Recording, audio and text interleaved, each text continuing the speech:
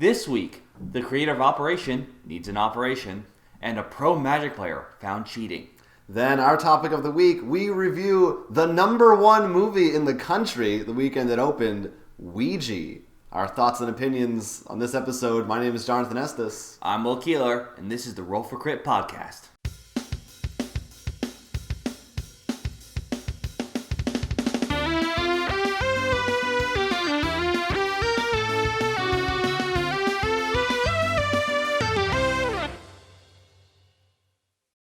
You're all familiar with the classic Hasbro board game Operation. Well, it just made the news last week that John Spinelli, the original creator of the game, was in need of oral surgery to the amount of $25,000, which he did not have. And he actually set up a crowdfunding site to raise that money. And since then, in fact, Hasbro has offered to purchase the original prototype for Operation to help fund, and he actually did reach his goal, or was very close to, last time I looked. But it was kind of they kind of made it an amusing thing that the creator of Operation needs an operation, which is kind of dumb.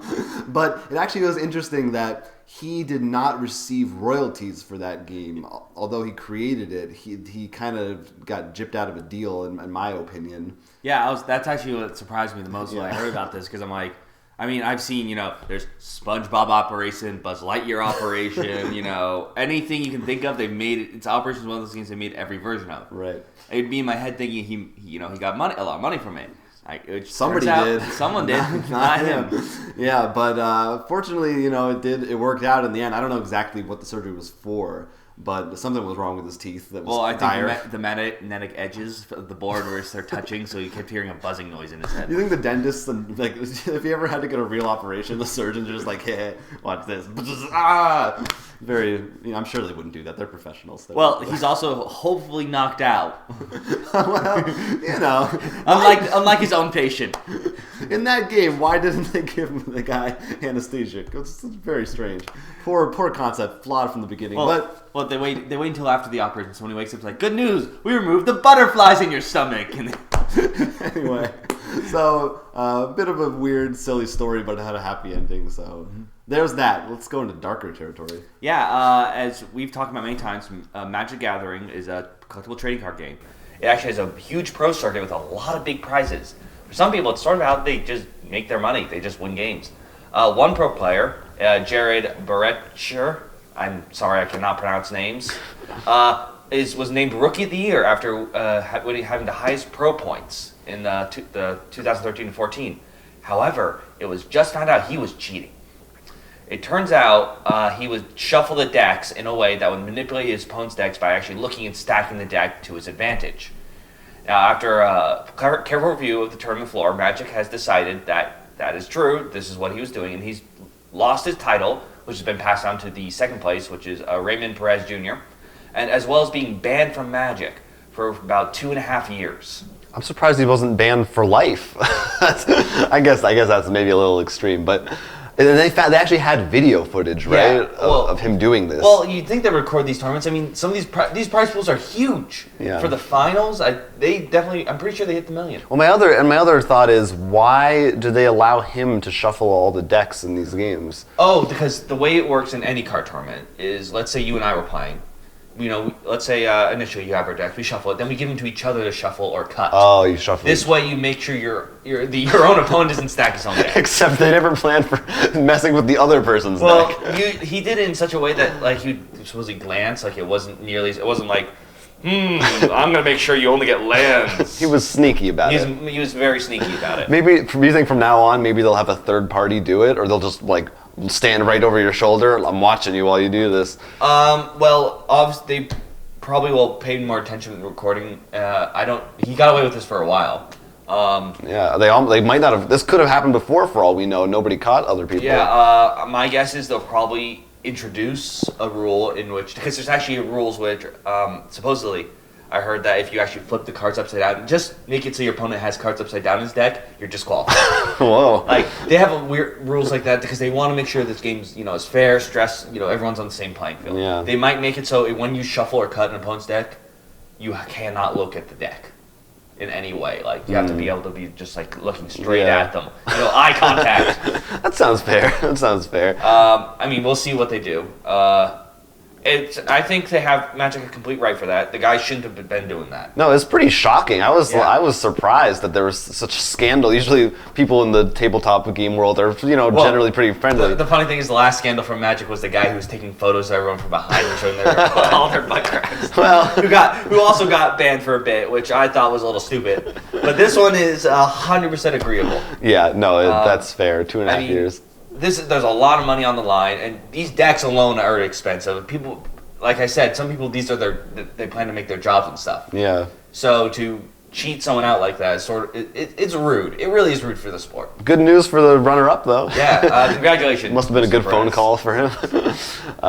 So that's a shame that happened, but at least it's cleared up, and hopefully they'll take measures in the future. There was also a new game announced this week, not related to Magic the Gathering, called, well, you may know the game Love Letter. You probably do. It's a very quick card game for 2 to 4 players, and it's sort of almost the original incarnation of micro games as we know them today, where there's only 16 cards, a very fast-playing game.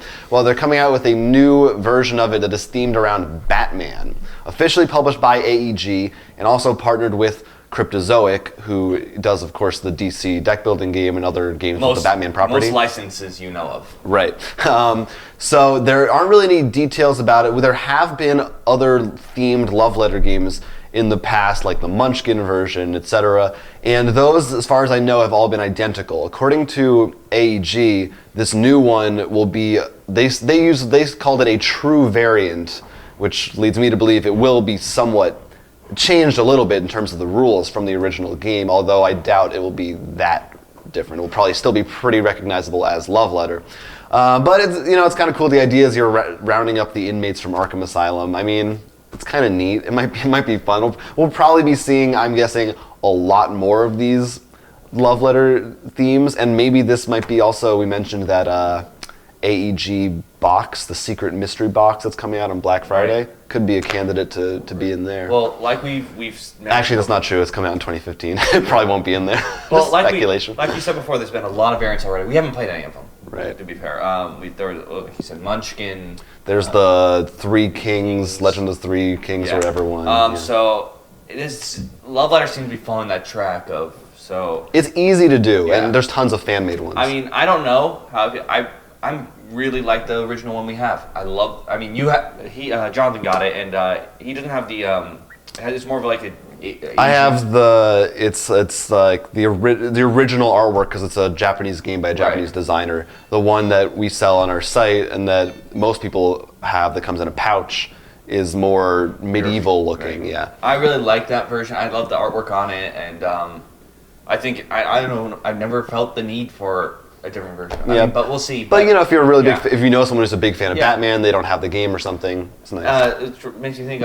If you could think of a game, any regular game, and Love Letter copy it like like Spider-Man or Godzilla, like something over it, like a wreath theme, a wreath skinned of it with a copyrighted product. That sounds like a topic of the week. But honestly, I don't know. I feel like most games, the thing about Love Letter that makes it so easy to reskin is that it is very thematically bare bones. Mm-hmm. You can easily put anything on top of it, whereas most games that I like are more tied into the theme, so it's harder to really add something in. But yeah, it's good. Still, it's a good topic of the week idea. Give us another news tidbit before we go out. Well, this one is more of a preparation for a news tidbit. As you may know, Fantasy Flight owns the right to living card games. These include Netrunner, Call of Cthulhu, Lord of the Rings, Star Wars, etc. And Netrunner, yeah. They have announced, because this coming Wednesday, when this video is released, is the Fantasy Flight game tournament, and which starts at 4, and then they're going to make a big announcement about their living card games at 6, about the future of each one and what's going to happen. Now, that's all we know now. What we're speculating is they're probably going to announce maybe different pack versions, maybe ending some of them, depending on. I can definitely see some of them coming to an end. But that would be interesting. I think this is going to be really interesting, mostly because I just realized it earlier. they're announcing this after a tournament. Meaning people are probably playing these games at tournaments. And they're probably going to be like, my deck's ruined now. Like, I just imagine them like... I don't know if they would do anything that... It is weird that they've never done anything like this before. Small things always shift tournament play. Like... True, but for an LCG, it's a lot different because you think they're really going to say, like, these packs no longer... Maybe. I don't know. Well, I don't know what they're going to say. Yeah, we really do not know anything. It could be, like, I don't know if it's going to be anything as big as... I can't imagine what there is other than a new game, new packs. Like, I can't imagine gameplay-wise if they would say, we're going to change the whole format. Like, maybe now they're going to come out... But maybe they might say, like, from now on we're banning things more. But maybe there is some... Maybe they have some... Like, remember, before they started doing this, really, no one did LCGs. Right. So for all we know, they've got some other... Like, from now on, maybe the way they release them will be different. Like, outside of them, is Doomtown the only one we can... There are a couple. I mean... Summoner Wars technically is not, I don't think, because you don't build, they come with pre-made factions, but maybe you can. And there are a handful of other, like Imperial Settlers sort of will be.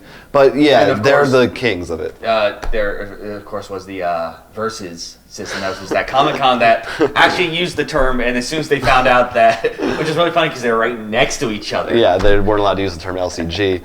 But... Fantasy Flight can use that term as they're proud and like to flaunt to everybody. Clearly by their LCG State of the Union. And for good reason, because they created a very successful system. What I would like them to do, yeah. which I know would never happen, would them to announce that they're releasing the term LCG.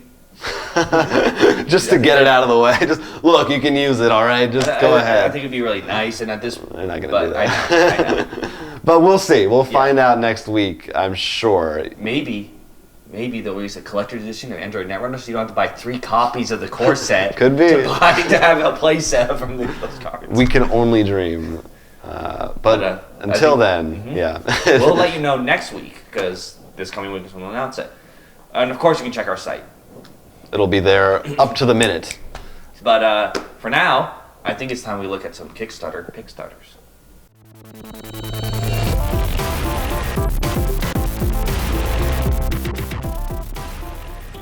Alright, so for my Kickstarter Pickstarter is Omen, Reign of War, Omega Edition.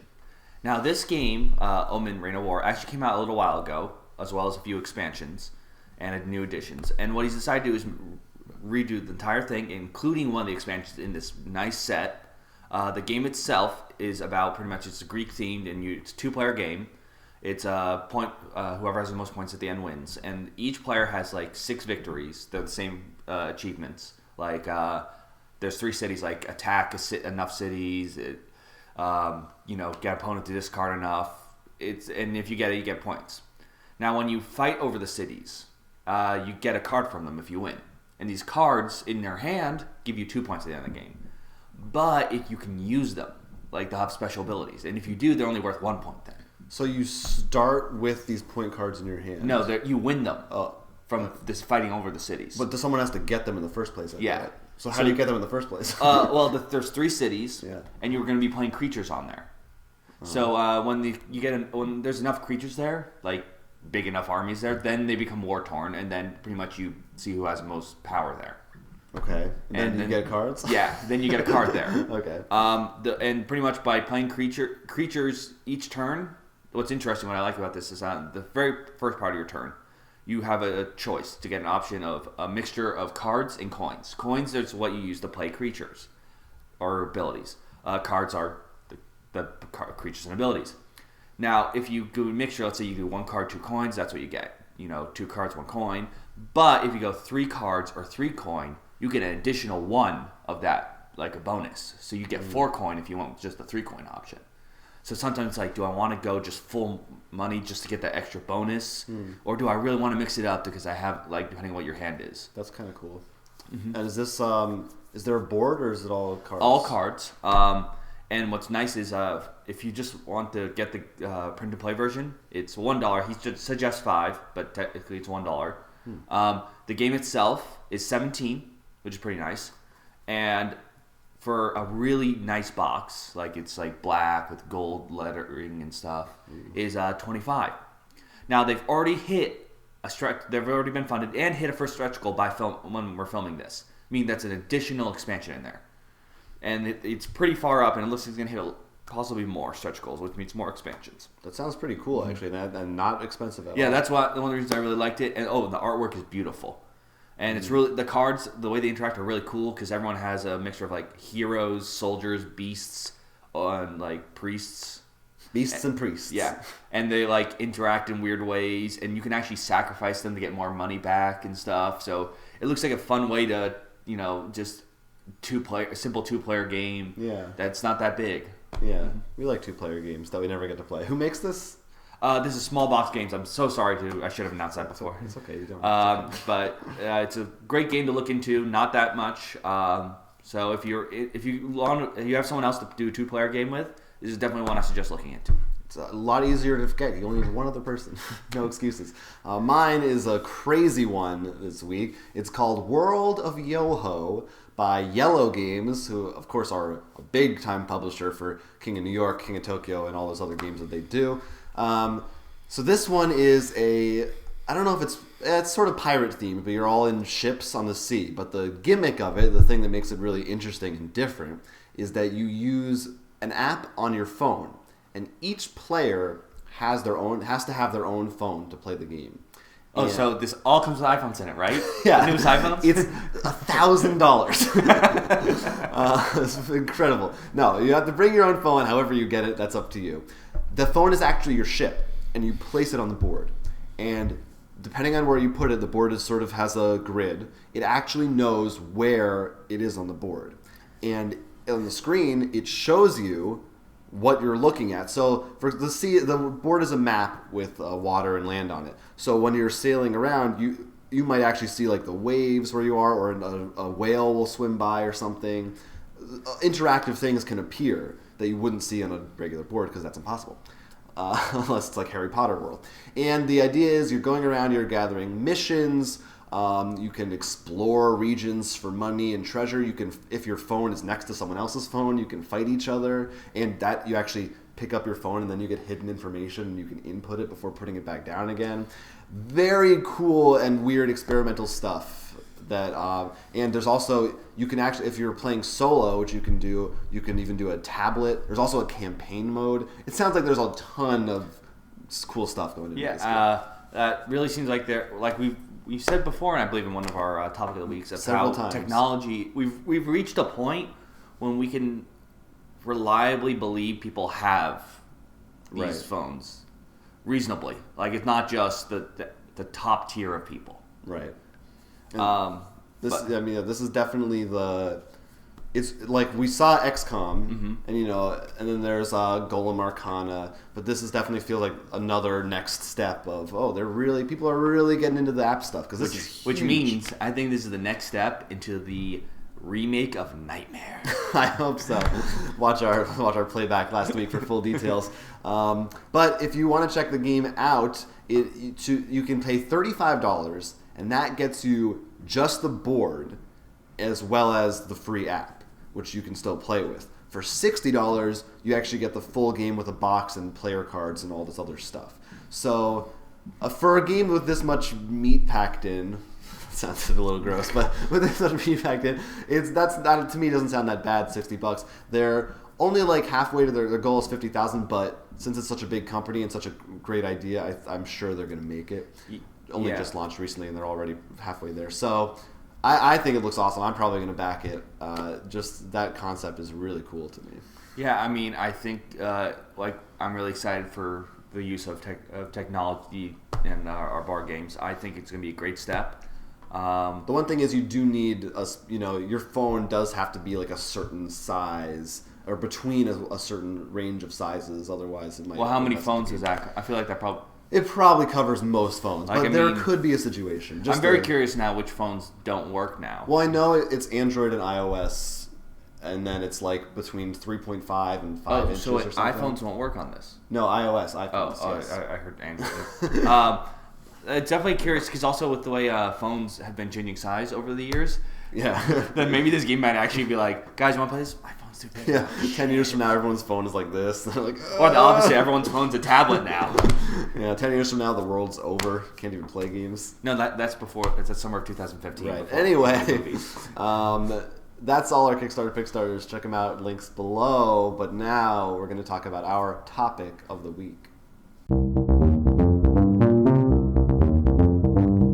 Last week, if you recall, our topic of the week was board games in other mediums. We talked a lot about board game translations into movies. Well, this week, since it is a new and exciting hit in the country, worldwide, everywhere you can imagine, I'm sure, we are going to be giving a thorough review of the Ouija movie based on, of course, the Ouija board, which actually is a thing that does exist, and we actually went and saw it and paid money to see this movie.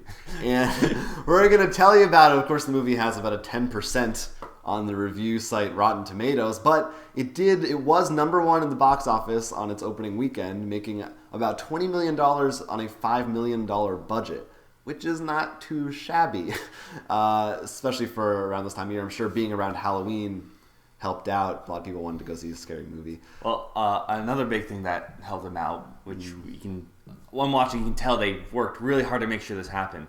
It's PG-13, not R. Right. So a lot of kids could go see the movie without parental guidance or trying to sneak in. Yeah, which unfortunately is more the norm these days for a lot of horror movies. Not just horror, every movie. Yeah, every movie. But anyway, so it's a little different. We are talking about a movie, not a board game. So if you hate movies, then turn it off. But otherwise, we'll give you our thoughts. So this wasn't a good movie. Well, let's go from before we delve. Well, I'll give you the rundown, the plot of the movie. Well, hold on. Spoilers. There will be spoilers during this entire thing. Well, do you want to do all spoilers, or do you want to save it for the end? Well, in general, right? There will be spoilers throughout this, and just in case certain people, we want to get it out of the way. Listen, don't worry about it. You're not missing anything.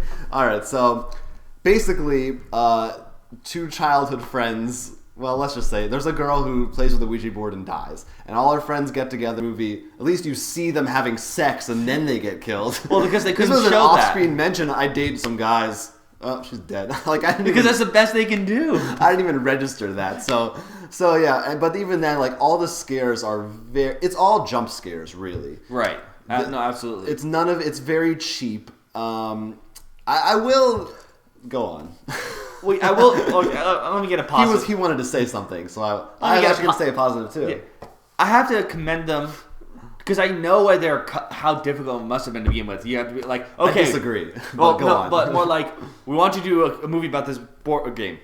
It's just the tongue goes. Yeah, and by the way, it has to be acceptable PG-13, really acceptable. Honestly, the stuff they do is fairly gruesome. There's not a lot of blood or anything. No, literally, there's blood in one scene. It's I think a line of blood, and when she hits her head on the faucet. But the deaths, I thought, are actually well done and kind of creepy. Like where she, basically the demon possesses you and makes you kill yourself. So the first girl hangs herself with a string of Christmas lights, which I thought was kind of cool. In the middle of her house, it was neat.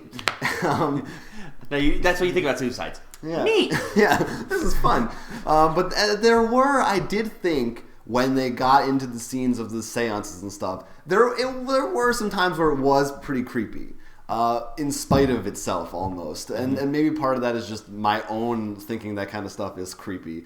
It wasn't, it was nothing. Once I left the theater, it doesn't linger with me in any way. But, they did kind of the bare minimum of stuff. But anything outside of that, the characters were nothing. Right. If you didn't care about them at all because they barely even had dialogue other than, what do we do? Our friend is gone. Here's a Ouija board. There was nothing there. Can we also talk about the character? Apparently her name was actually Nani. Nona was Nona. She was, I think, their house cleaner. Yeah, either their old babysitter or something. Yeah, she was this old Hispanic woman. She appears 5 minutes total throughout the movie, 3 times. In the beginning, when the main character, the friend of the person who hung himself, which Jonathan mentioned earlier, to be we brought her along to consult, because we thought you'd want her around. The second part was when she sees the main character with a Ouija board and says, "Don't ask questions from the dead. Nothing good comes from that." Well, of course. And then the third part is when they go to her and she explains how to end the curse, pretty much. That's how. So it's their exotic, Right. So who's going to know about this Ouija board? I don't know. A non-white lady? Sure, put her in the movie. Clearly they didn't put a lot of work in. There are two, in my opinion, major problems with the movie. Well, actually, the first one I already said. The characters are nothing.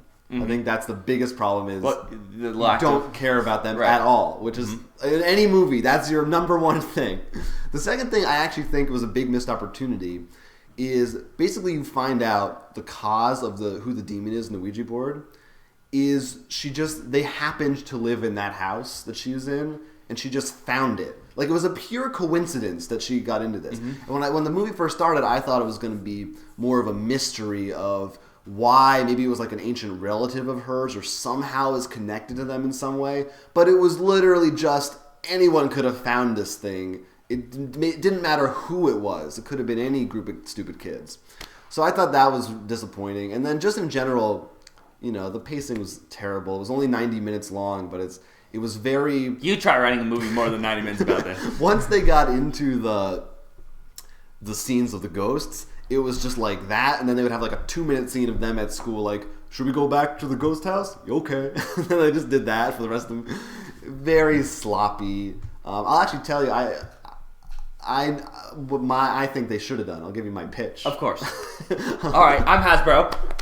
What's your pitch? This is what I think would have made the best Ouija movie, okay? This shouldn't have taken place in a universe where there was a Ouija board game. I don't think. What they should have done was there's one Ouija board, which is like an ancient mystical object. And they should have gone more of a almost supernatural, more Ghostbusters kind of feel where somehow they have to use the spirit board to like delve into the other dimension or something. And so it makes it so the Ouija board is like this cool object instead of just a stupid portal as an excuse to have bad ghost scares. Well, you see, I don't think that really markets Ouija board as well.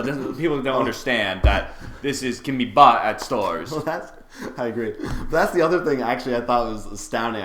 I kind of have to give props to Hasbro for allowing this movie, even though I know reverse psychology and no one's really going to listen to it. But essentially the message of the movie is to never use a Ouija board. Which, if you think about it, is kind of incredible. The whole movie's message is basically, don't buy our product, you'll die. Well, no, because you see...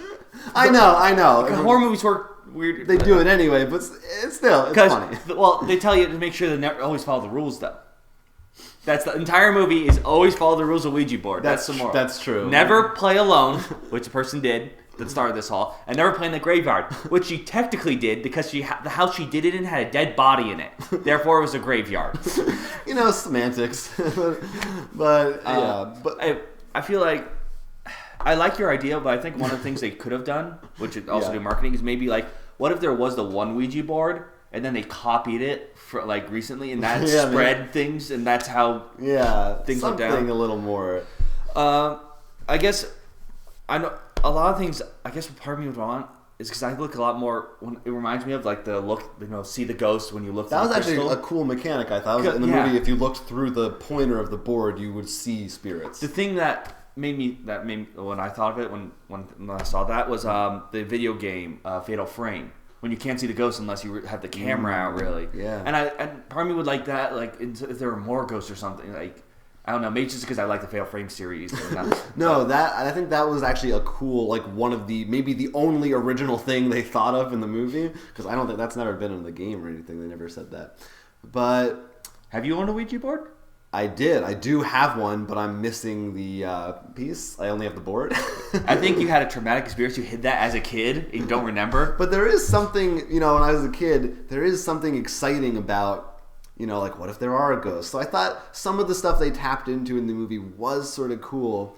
Ultimately did not work at all, in my opinion. But I gotta say, it wasn't the worst movie I've ever seen. Like, if you really I'm sure probably high school kids might get a kick out of some. It'll kill a Friday night. Well, you know what I mean? It's obvious who the audience is going for. It's younger kids. I mean, I think the problem is, especially with the two of us, you in particular, we're both heavy moviegoers. You don't even you don't have to be that heavy. I know, but really in particular with us, we've seen a lot, so we both have expectations. I mean, I know you see more horror. I'm not as much of a horror because.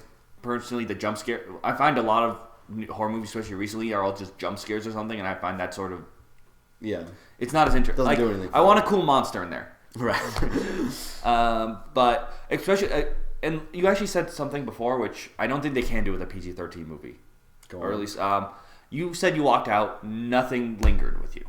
Mm-hmm. And I think that's what makes a good horror movie, though. There must be some PG-13 horror movie that there probably are, but like enough. But yeah, in their shoes, I don't think they would want. Like, I don't think Hasbro would have wanted that. I guess you're right. They wanted it to be just they wanted the goofy market. They didn't want to actually make a good scary movie. Yeah, but that would definitely be interesting. But I really think the concept is there. Like there's no reason you couldn't make a good movie from the Ouija board, even though it sounds stupid when you say it. It's just basically, it's a ghosts movie. I mean, you could make something interesting with that. They just didn't want to. Well, that's the main thing. Like, when it comes to marketing something big, it's really, really hard, especially if you're just doing it just to get it out there. Yeah. I mean, we should be thankful Marvel, really puts their work into their movies. Well, I think they should have made this the start of the connected Hasbro universe, So, guys... This year, the Avengers, Ouija board, Clue, Monopoly, yes. Operation, but not giving money to the creator of Operation. Genius. Where can I buy tickets? Anyway, final thoughts. Don't go see this movie. Unless you it won't be the worst time of your life, but it's definitely not worth seeing. If you want to waste, like you said, a Friday with friends, and you happen to be below rated R movie and don't have Netflix, then this is the one for you. Other than that, you could also get the Ouija board itself and probably have just as much fun. Probably more. Probably maybe even cheaper. Yeah, perhaps. So we're actually suggesting you get Hasbro's actual product over the movie against the film's wishes. Anyway, there's more logic issues we could talk about, but we don't need to get into all of it. We said our piece. If you want to let us know what you felt, disagree, maybe you actually, if anyone else actually saw the movie, it was number one. Hey, probably good chance. Let us know what you thought. You can do that a number of ways. First of all, you could comment on the YouTube video or on our site right below this video. Mm-hmm. You can also send us an email. Our email address is rollforcrit@gmail.com. And of course, if you're using a Ouija board and just don't want to send too many characters, right, you can always reach us through Twitter. You can get @rollforcrit for the site's personal Twitter. Or, of course, our own Twitters, @Dorkiryu, @Quentz. Sorry, I touched my mic. Also, @IvanArhan and @Foamy89. And, of course, we have so many awesome games that will get you way more entertainment than this movie ever could. For sale on our website, rollforcrit.com, where we also have lots more podcasts like this and other awesome playback episodes where we play games. As well as more news articles of, like we said earlier in this episode, and more things to come. So check that all out. We'd love you for it. Like us on Facebook, subscribe on YouTube, etc., etc., etc. That's it for this episode. We did it for you guys. we watched the Ouija movie. Thanks for watching. My name is Jonathan Estes. I'm Will Keeler, and this is the Roll for Crit podcast.